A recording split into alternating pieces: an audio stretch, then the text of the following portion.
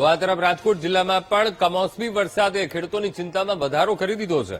કમોસમી વરસાદને કારણે પાકમાં મોટા પાયે નુકસાન ગયું છે. રાજકોટ જિલ્લાના બેડી ગામમાં લસણનો પાક બરબાદ થયો. 8 વીઘામાં તૈયાર કરાયેલો લસણનો પાક બરબાદ થયો.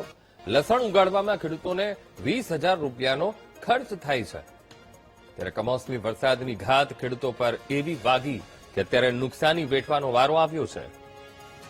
કમોસમી વરસાદના કારણે સૌરાષ્ટ્રના અલગ અલગ જિલ્લાઓમાં ભારે નુકસાની છે તે થઈ છે અને જે પ્રમાણે ખેડૂતોના જે ખેતરમાં ઉભા પાક હતા તેને ખૂબ જ નુકસાની પડી છે. આપણી સાથે જે આ ખેડૂતો છે લસણના પાકને ખૂબ મોટી નુકસાની છે. રાજકોટની આસપાસના વિસ્તારોમાં મોટા પ્રમાણમાં લસણનું વાવેતર થતું હોય છે અને તેને જ લઈને આ નુકસાની વેઠવાનો વારો આવ્યો છે. શું કહેશો, શું નામ છે તમારું? રવજીભાઈ. રવજીભાઈ, આ લસણનો પાક તમે હાથમાં લઈને ઉભા છો, કેટલી નુકસાની છે આમાં? આમાં નુકસાની અત્યારે વીઘે 20,000 નો ખર્ચો ચડી ગયો છે. 30+ હજી જો આ બગડ્યું હોય ને એટલે હજી આ ડીટા હોય ને એવું કહે ને એમાં 50% ભાવ આવે. હજી 8 વીઘાનું. 8 વીઘાનું. અને કેટલી મહેનત, કેટલા દિવસ કરી? મહેનત 4 મહિના. હવે કઈ આમાં વળતર આવશે? હવે વળતર તો અમને નથી લાગતું આવે. હવે 50% થઈ ગયું એટલે વળતર તમે શું ગાંઠિયા નાખવાનું રહી છે. લસણનો સારો ભાવ મળતો હોય ખેતરમાં. સારા છે અત્યારે, ભાવે સારા છે. આ વરસાદમાં બગડી ગયો એટલે આનો ભાવે નો આવે. 50% ની નુકસાની. શું કહેશો તમારે, કારણ કે આ લસણ છે ખૂબ મહેનત કરીને ઉગાડતા હોય ને ખૂબ ખર્ચાળ હોય છે, હવે ભાવ મળશે શું કે? ભાવ 50% નહીં આવે, કારણ કે હજી તો આમાં આરતી તો કરાય છે એની ખેતરમાં. તો આ ઘરે એવું હાલ એવું થાય તો એમાં બધા માલ બાર નીકળે ને ત્યાં તો બગડવા મને પછી પડ્યું જાય. ક્યાં ક્યાં વિસ્તારમાં લસણ વાવ્યું હતું આજુબાજુમાં? આજુબાજુમાં બધા અમારા ગામમાં જાજા વાવેતર છે લસણના. બધે આવી રીતે નુકસાની. હા, આમાં આ બધું હજી ઉભું છે બધું. કઈ હજી હાથી હાલ એવું થાય તો નીકળે ત્યાં તો પછી બગડી જાય ને. ચોક્કસથી શું કહેશો, નુકસાની કેટલી વેઠવાનો વારો આવ્યો છે? કારણ કે જે પ્રમાણે હવે આ લસણના પાકમાં જીરુના પાકમાં, ચીનાના પાકમાં, ઘઉંના પાકમાં 100% નુકસાની છે.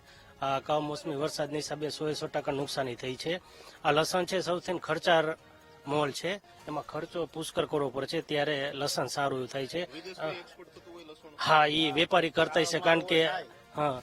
અને હવે આ જે લસણ છે એને આપણે ખેડૂતે ઉત્પાદન કર્યું, આ કાલે પલળી ગયું એટલે જે આ લસણ છે એ જો હજી આ તમારે જેમ દિવસ જતા જશે એમાં કાળું પડી જશે, ગેગી જશે.